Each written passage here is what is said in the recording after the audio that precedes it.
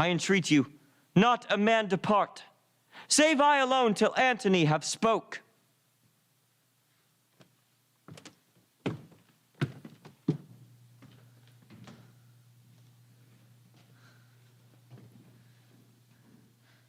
Friends, Romans, countrymen, lend me your ears. I come to bury Caesar, not to praise him.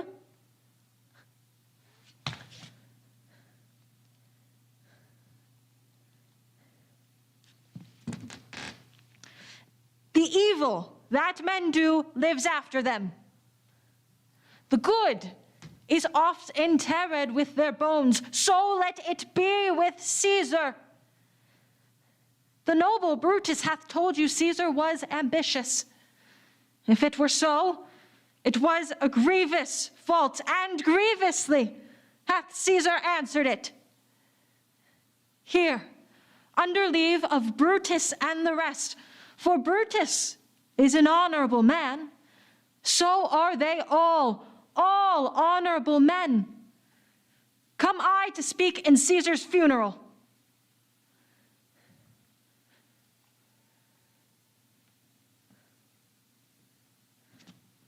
He was my friend, faithful and just to me. But Brutus says he was ambitious, and Brutus is an honorable man. He hath brought many captives home to Rome, whose ransoms did the general coffers fill. Did this in Caesar seem ambitious? When that the poor have cried, Caesar hath wept. Ambition should be made of sterner stuff. Yet Brutus says he was ambitious, and Brutus is an honorable man. I thrice presented him a kingly crown, which he did thrice refuse. Was this ambition? Yet Brutus says he was ambitious, and sure he is an honorable man. I speak not to disprove what Brutus spoke, but here I am to speak what I do know. You all did love him once, not without cause. What cause withhold you then to mourn for him? O judgment, thou art fled to brutish beasts, and men have lost their reason.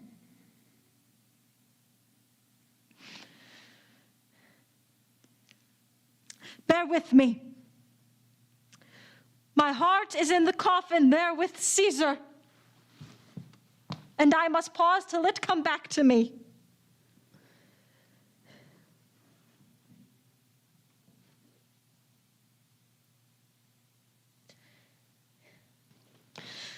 But yesterday the word of Caesar might have stood against the world. Now lies he there, and none so poor to do him reverence. O masters, if I were so disposed to stir your hearts and minds to mutiny and rage, I should do Brutus wrong and Cassius wrong, who, you all know, are honorable men. I will not do them wrong. I rather choose to wrong the dead, to wrong myself and you, than I will wrong such honorable men.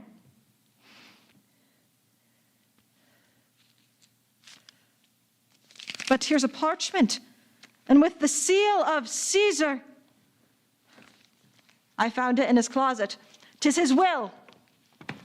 Let but the commons hear this testament, which, pardon me, I do not mean to read. And they would go and kiss dead Caesar's wounds, and dip their napkins in his sacred blood, yea, beg a hair of him for memory, and dying, mention it within their wills, bequeathing it as a rich legacy unto their issue. The will! Read the will! Have patience, gentle friends. I must not read it. It is not meet you know how Caesar loved you, for you are not wood, You are not stones, but men. And being men, hearing the will of Caesar, it will inflame you. It will make you mad. 'Tis good you know not that you are his heirs. For if you should, oh, what would come of it? Read the will, Antony! Be patient. Will you stay a while? I have overshot myself to tell you of it. I fear I have wronged the honorable men whose daggers have stabbed Caesar. I do fear it. Read the will! You will compel me then to read the will? Then make a ring about the corpse of Caesar, and let me show you him that made the will. Shall I descend? And will you give me leave?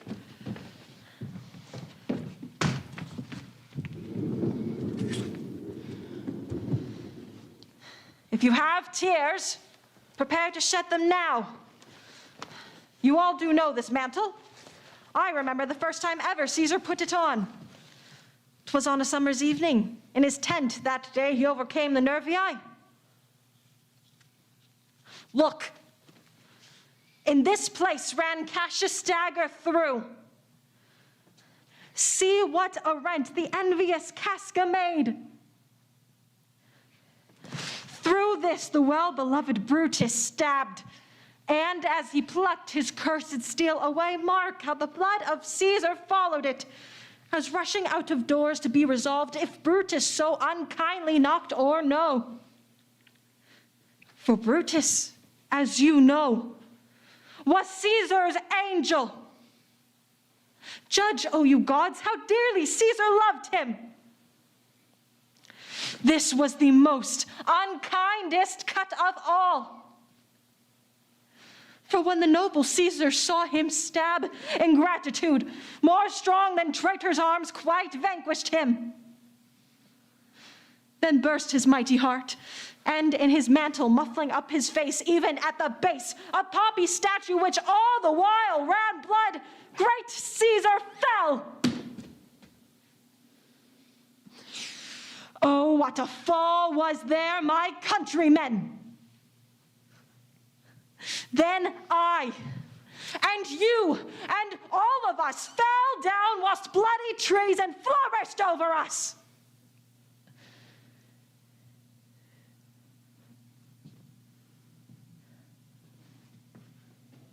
Oh, now you weep. And I do perceive you feel the dint of pity. These are gracious drops. Kind souls, what? Weep you when you but behold our Caesar's vesture wounded? Look you here. Here is himself, marred, as you see, with traitors. Kill! Stay Let the traitor live! Good friends, sweet friends, let me not stir you up to such a sudden flood of mutiny. They that did this deed are honorable. Which private griefs they have, alas, I know not, that made them do it. They are wise and honorable, and will no doubt with reasons answer you. I come not, friends, to steal your hearts. I am no orator as Brutus is, but as you know me, a plain, blunt man that's love my friend, and that nay know full well that gave me public leave to speak of him. For I have no wit, nor words, nor worth, action, nor utterance, nor the power of speech to stir men's blood. I only speak right on. I tell you that which you yourselves do know, show you sweet Caesar's wounds, poor dumb mouths, and bid them speak for me. But were I Brutus, and Brutus Antony there were, and Antony would ruffle up your spirits and put a tongue in every wound of Caesar that should move the stones of Rome to rise and mutiny. Here is the will, and under Caesar's seal. To every Roman citizen he gives, to every several man, 75 drachmas. O royal Caesar! Hear me with patience. Peace! Ho! Moreover, he leaves you all his walks, his private arbors, and new planted orchards on this side Tiber. He leaves them you, and to yourselves forever. Common pleasures to walk abroad and recreate yourselves. Here was a Caesar. When comes such another?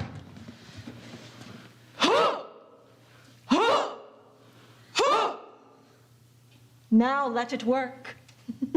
Mischief thou art afoot. Take thou what course thou wilt.